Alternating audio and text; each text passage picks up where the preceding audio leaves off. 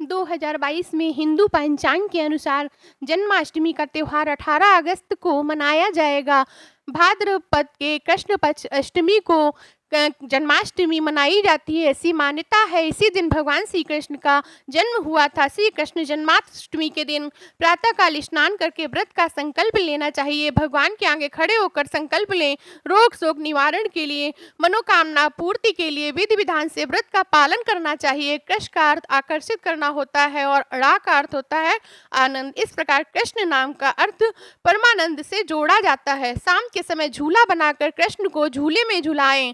रात में भजन कीर्तन करना चाहिए। आरती के बाद दही, माखन, पंजीरी, सूखे मेवे, पंचामृत का प्रसाद बनाकर भगवान को भोग लगाना चाहिए। रात में 12 बजे उनका जन्म दिवस मनाना चाहिए। कृष्ण जन्म की कहानी का प्रारंभ वासुदेव और देवकी के विवाह से होता है। देवकी का भाई कंस अपनी बहन से बहुत प्रेम करता था। जब कंस अपनी बहन को विदा करने के लिए रथ से ले जा रहा था तो आकाशवाणी होती है, जिसमें वो आकाशवाणी बताती है कि कंस, जिस देवकी को तू बड़े प्रेम से विदा करने ले जा रहा है, उसका 8वां पुत्र तुझे मार डालेगा। आकाशवाणी की बात सुनकर कंस को बहुत क्रोध आता है और क्रोध से उसका चेहरा लाल हो जाता है। वह देवकी को मारने के लिए तैयार हो जाता है। उसने सोचा, ना देवकी होगी, ना 8वां पुत्र होगा और ना ही मुझे कोई मारेगा।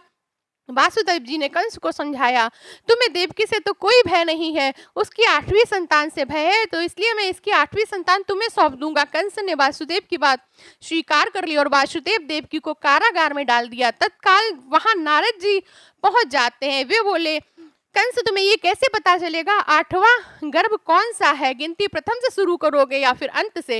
नारद की बातों से कंस सहमत था। जब जब देवकी के बच्चे को जन्म देती, कंस उसे मार डालता। भाद्रपद की कृष्ण पक्ष अष्टमी को रोहिणी नक्षत्र में कृष्ण का जन्म हुआ। उनके जन्म लेते ही कारागार में चारों तरफ प्रकाश फैल जाता है। वासुदेव देवकी के सामने शंख, चक्र, गदा, पद्मधारी चतुर्भुज भगवान ने अपना रूप प्रकट कर कहा, अब मैं बालक का रूप धारण करता हूँ, तू मुझे तत्काल नंद जी के यहाँ पहुंचा दो और वहां पे अभी अभी एक कन्या ने जन्म लिया है, उस कन्या को लाकर कंस को दे दो। और वो वासुदेव जी कन्या को लाकर कंस को दे देते हैं। कंस जब कन्या को मारना चाहता है तो वो कन्या आकाश में उड़ जाती है और देवी का रूप धारण करके बोलती है, मुझे मारने से क्या लाभ होगा? तुझे मारने वाला तो पैदा हो चुका है, जो इस समय गोकुल में है। ये देखकर कंस व्याकुल हो जाता है।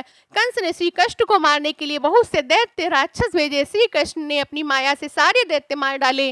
बड़ा होने पर कंस को मारकर उग्रसेन को गद्दी पर बैठा देते हैं। जन्माष्टमी पर मंदिरों में झांकियां सजाई जाती हैं। भक्तगण भारी संख्या में मंदिर पहुंचते हैं। रात के 12 बजे तक सभी व्रत रखकर आरती करते हैं और फिर भगवान का प्रसाद ग्रहण करके घर में जो भोजन बना होता है उसे खाते हैं।